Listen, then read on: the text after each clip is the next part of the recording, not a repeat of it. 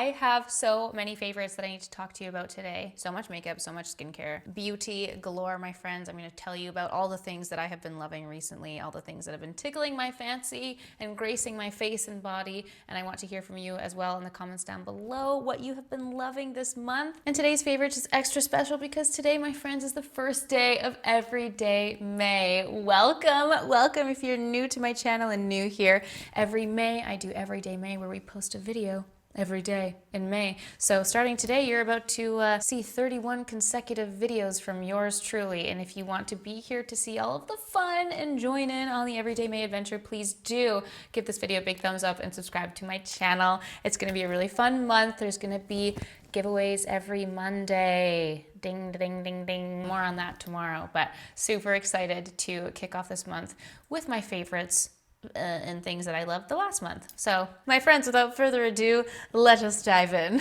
Now, this month we had a lot of travel. There was a lot of travel going on. I was wearing the same face of makeup. It's the same face of makeup that I'm wearing right now. I have filmed this for you. It is coming to a screen near you, so you'll be seeing my go-to makeup look that I have been doing, but really sticking to my favorites this month. Not too much new to report in the makeup category. However, let me just begin with a few of the standout faves. So I wanted to talk about the blushes. I'm pretty sure that I also mentioned these in my last month's favorite, but it's continued. I've been sticking to the bright pink blush, embracing spring and that pinky glowiness, and I've really been doing like a little mixologist of these two. This is the Pearl Beauty Girl Next Door cream blush, which I love the packaging of. I love the like beautiful muted pink, and then this is the Persona Super Blush in Bubble, which is that gorgeous bright cool tone pink, and I wear either of them by themselves or combined for a little magical moment. And these have pretty much been my go-to blushes almost every day. But if I wasn't feeling the pink, if I wanted to go for a more neutral look, I've really been enjoying this blush. This was new and I picked up the Laura Mercier Tint Moisturizer Blush. It's a little squeezy tube dropper like this, and you need the tiniest little bit for it to give you this juicy, succulent blush. It's so pretty. I love this color. It's a perfect, like, everyday neutral shade for me. And I would just pour a little bit on my hand and apply it with a brush, and it's just been gorgeous. That was really lovely and new in for me this last month. So that's been a big favorite, and I'm excited to try the deeper one. I think I picked up like a dark berry, and it looks divine. I can't wait to try it. So that's actually been a huge favorite as well. Now for lips, I'll be honest, a lot of times this month I wore the Merit Taupe Tinted Lip Oil. I can't get enough of it. It's been a consistent favorite since last year. It's such a beautiful everyday product, and it's just one of my go-to shades. But I do have two new in lip products that I used a lot this month. First one being the Surratt Lip Sleek in the shade Pom Pon. This is the lipstick that I have on right now. I love the packaging. I love this very sleek packaging. It's very creamy, really hydrating. It just has a really great color. It's one of my like go-to favorite little pinky shades to don on my lips, and it kind of just perfectly goes with my little pink blush combo. And I'll say I don't wear it by itself. I always put on a lip liner. No matter what lip product I'm wearing, I always pair it with a lip liner. So I do have on my Victoria Beckham O2 lip definer because it's the nubbin that won't die. This lip liner has lasted me forever. I always pair a nice like bright lip with some kind of a neutral lip liner, and that's been a beautiful go-to pink. And then I actually also wanted to mention this one because I have my little pink combo, but on the days when I've been going for my more nudie neutral colors, I've been using this Rouge Dior No. 100 Nude Look Velvet, and they had sent it in this beautiful houndstooth packaging, which I had unboxed in a lovely little PR unboxing. And so many of you messaged me after being like, did you look at the bullet? I think your name's on it. Dear Emma of Dior, I was so horrified and embarrassed because she also messaged me and she's like, there's a little surprise on the bullet. And I'm like, how many times have I already used this? And I didn't see the fact that they imprinted my name in the lipstick. Look at that. How adorable is that? It's almost one of those things that makes you sad to use it. I'm like, I want that to go away. But I have used the Nude Look shade before from Dior. I think it was the satin or the lip balm. I can't remember what other formula it is, but I love this shade. It's a beautiful go-to, and this has just been such a little joy. And I just wanted to say I'm so sorry for not having noticed that before. And this is beautiful, and if I could, I would treasure it forever. Maybe I'll just let it be one of those like lipsticks that gets moldy in history and they find it and they're like, look at this ancient relic, we can still get the pigment from here, you know? Like, just have this for my whole life. 'Tis a collectible. Anyway, it's been a big favorite as well. Let's move on to mascara. The mascara that I have used the most. Fun fact, I actually meant to mention both of these in my makeup review video, but I ended up having just so many base products like foundations and things that I just left it to that, and I decided to save the mascaras for later. So I wanted to say that even though over the last few weeks I have not been wearing mascara a lot, I've really been embracing the no mascara look, but for events and things, filming today, sometimes taking photos, sometimes you just need mascara, and this has been the one that I have been using, and it's the MAC Stack mascara. It's a new in mascara from MAC. Let me just show you the wand here, and this is actually the little mini version. I don't know why, I had a PR package and they sent me the mini version, and I don't know why they sent me the mini versus the full one, but whatever. I've been using it since. Like, it's lasted me, I'd say, the better part of 2 months it's been since I've had it. But I wanted to throw in my 2 cents for this because it's actually to the point where it needs to go. It's the mascara I'm wearing on right now. It's really, really nice and lifting and volumizing. It's an all-around great mascara. The packaging is very cute. There's a lot of mascara favorites that I have, so it's kind of like there hasn't been a new mascara launch that has done anything like miraculous or magical or different from like the plethora of mascaras that I already love. So more so it's like, does it work or does it not? So this one for me worked. It was great. I love the look of it. Again, it's lifting and volumizing, all the things that I want in a mascara. However, it does have the pokey, stabby plastic wand. I do prefer a softer wand. There are a few exceptions, like the Tom Ford wand that is like plastic and pokey, but it's soft, like it doesn't stab me. There are some of these mascara wands that when you're applying it, it like stabs the inner part of my waterline and it just kind of hurts and it pokes me. So that's this wand. And so for that reason alone, it's not something that I would purchase again. I would go for a wand of a softer variety. So yeah, it works. It's great. It's easy to remove, which is a big thing. Usually volumizing mascaras can be like really difficult and really like inky and hard to take off. This one, it's great. The formula is great. The wand, not my favorite. I'll leave it at that.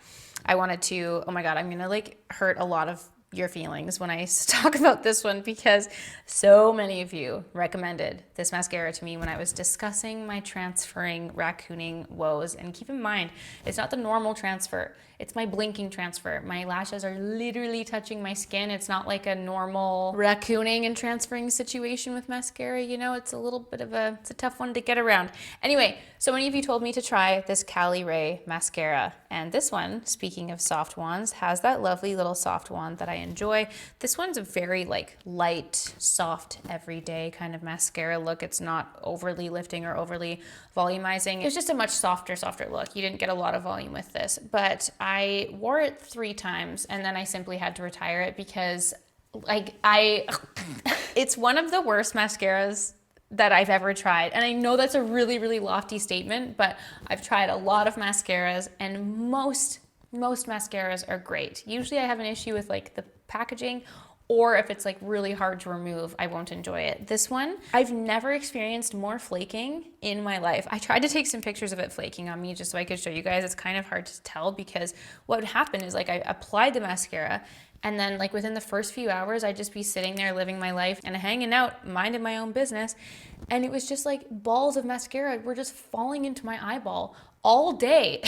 It was not a good experience. So I am so sorry to those of you who love this mascara, but it was not a good one for me. And I'm just gonna have to politely decline on this one. But we tried it. We put our best foot forward.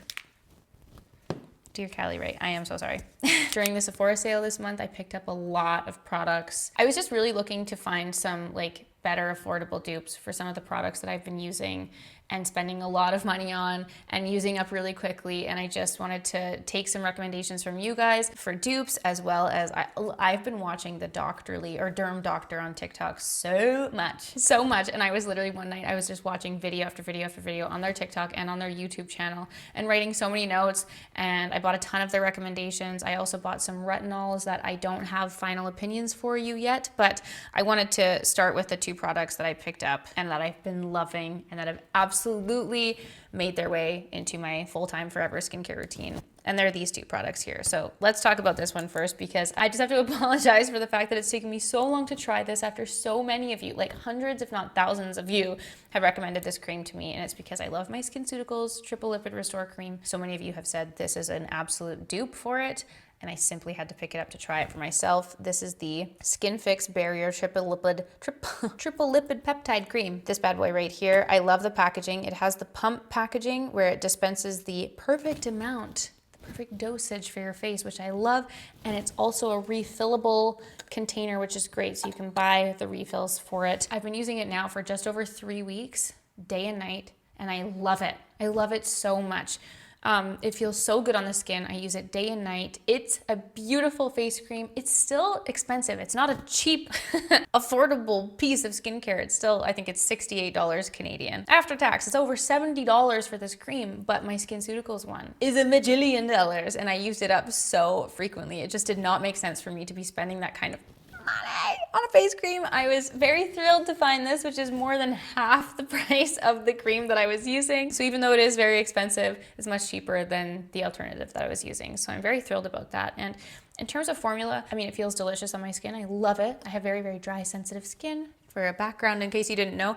And the SkinCeuticals one is, I just find it like much thicker. It feels like a much more dense, much more thick cream. So I do see myself keeping that for the, colder winter nighttime months. But transitioning into spring and summer and like lighter makeup and warmer weather, I think this is perfect. And even going into winter, I'd still keep this as a day cream. Maybe I'll want something a little bit more thicker at night, but it's been beautiful, and I'm so thrilled that I found it. I also bought the mini. The SkinCeuticals doesn't sell a mini travel size of their cream, and they have a travel size of the lotion. So I actually picked that up and took it to Mexico with me, and it's fabulous. I love it. If you too are looking for a dupe or a new face cream to try, this has been gorgeous. I'm thrilled. Day and night, baby. It's been smothered all over my face. Okay, moving on.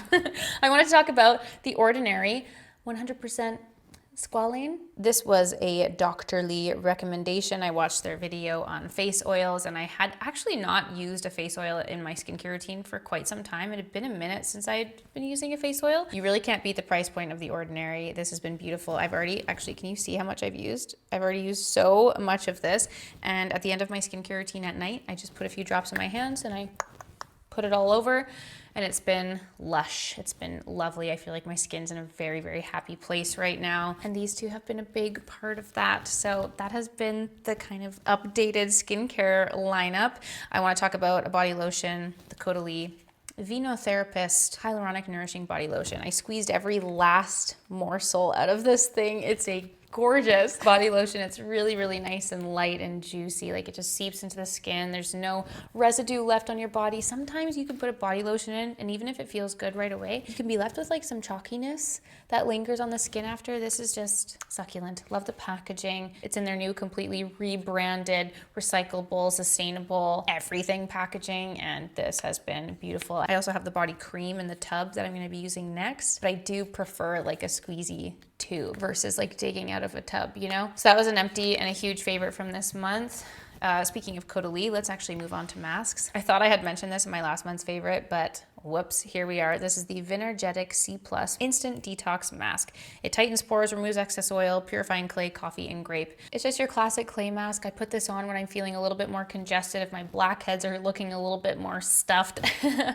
And I just put this on, and it just helps to remove all the gunk. And a tip I actually learned from Lev, who is the founder of Fresh Beauty, he actually used to mix the clay mask with his cleansers. So if I'm having a particularly congested day, I like to take my clay mask and mix it in with my face cleanser and use that as a little double whammy. And that's a hot little tip from Lev. So I've been doing that with this as well, or just as a spot treatment. It's a really beautiful mask, and I've really been enjoying it.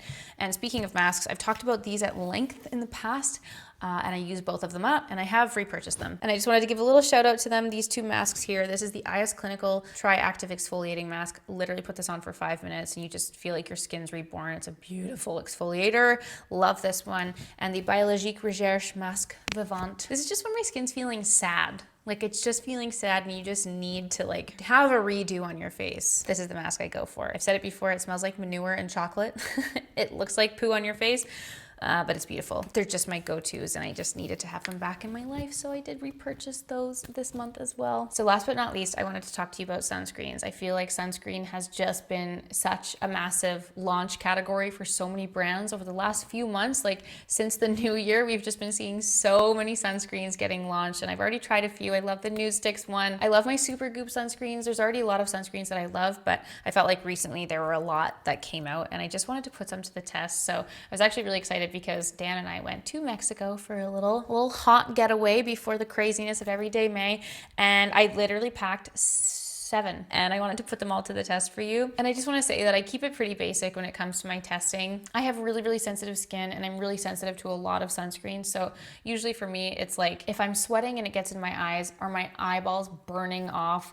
Does it make me itchy? Does it have a burning sensation? Like my sensitive skin can just be really reactive to sunscreens. So I'm pretty much putting it on and testing it in the sense of, does it hurt my face or not? So I just wanted to give you some really brief thoughts on a few of the ones that I took with me to Mexico really quick, because a lot of you have been messaging me since I posted that on Instagram being like, I need that sunscreen review. And I just wanted to give you some really brief thoughts on these. So let's actually talk about Ultraviolet first, because I had purchased this. I purchased a ton of their products off their website. I showed this in a haul, and this was based off of Carolyn Hiron's recommendation. And then, you know, when you like learn about something and you see it, you start seeing it everywhere. It was one of those moments. I just suddenly saw so many people using these and talking about it. So first of all, the tint. This is the Dream Screen Tinted Veil, SPF 50. I really didn't like this. Honestly, the first time I tried it, I was like, oh, this is like really nice for no makeup days. And that was when I was home. But in the heat, like it's just something that sat on top of my skin. I felt like it emphasized texture. It didn't layer very well under makeup. So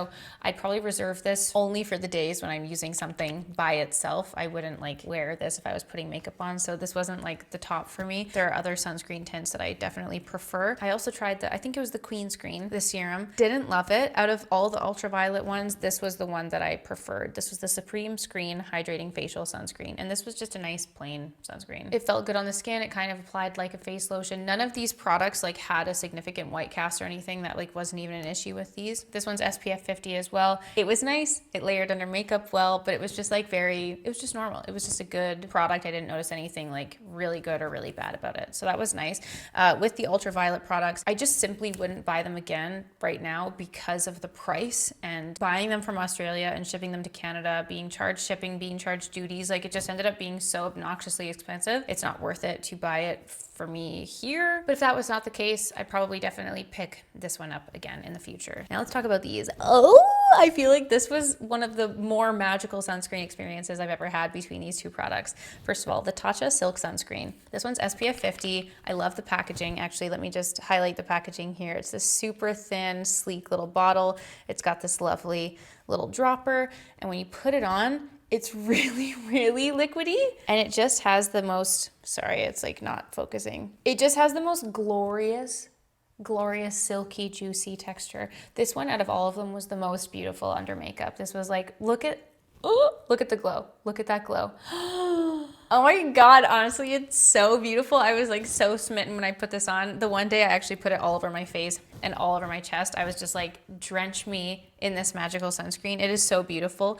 It's really expensive. That's kind of the only downside to this. It is up there with one of the more expensive sunscreens I've witnessed with my eyes, but it was beautiful. It did its job. It worked. And yeah, really beautiful under makeup. So that's the thought. It's super nice, but it's super expensive. And there are other sunscreens that do work. So that's that one. And then last but not least, let's talk about the Glow Recipe one. This is the Watermelon Glow Niacinamide Sunscreen SPF 50. This one is also reef safe, which is very important to note because there are some countries in the world that are banning non-reef safe sunscreens, and that's obviously better for our planet, better for the environment, and probably better for our bodies as well. Very cute packaging, very easy to use packaging. So that's the product there. Has a nice little juicy glow as well. It's just not as like thick and silky as the Tatcha one, but it's still got its own little glow there. With the smell, it has the signature Glow Recipe watermelon smell when you're sniffing the bottle, which is very bizarre because once you apply it, it literally just smells like the most classic basic sunscreen scent ever. It just smells like normal sunscreen when it's applied. All of that delicious watermelon scent goes away. This one was also the most long lasting. I just noticed this one like staying on my face. I literally had to do a double cleanse. It like lasted very well through my beach and pool days. And what I loved about this is it has a very present, noticeable cooling sensation. You put it on and it literally feels like when you have like water or gel and a fan is blowing on your face, and it's just like, it's a wash of coolness on the skin. I thought that was very, very cool, very nice and refreshing to have when you were in warm weather. And it was glorious. It was a beautiful product. It also wore very well under makeup, and currently I have put both of these onto my bathroom counter, and they're gonna live in my skincare lineup. And that's the wrap up. That's my brief little review on the sunscreens, on some of the sunscreens that I took with me to Mexico. So I hope that was helpful for you. Would love to hear if you have any other products that you enjoy in the sunscreen front, but also that completes my favorites video. So please let me know in the comments down below what products you have been loving. I hope you enjoyed my lovely little roundup here, and all of the products that I have mentioned here today I'm going to list in the description box down below. And you guys, happy first day of Everyday May. I hope you enjoyed today's video. I'm so excited for the next 30 videos to come this month. I hope you guys are so excited as well. We have lots of fun planned ahead, and I can't wait. Thank you so much for being here. Thank you for watching this video. I hope you enjoyed it, and I'll see you all tomorrow for a new one. Bye!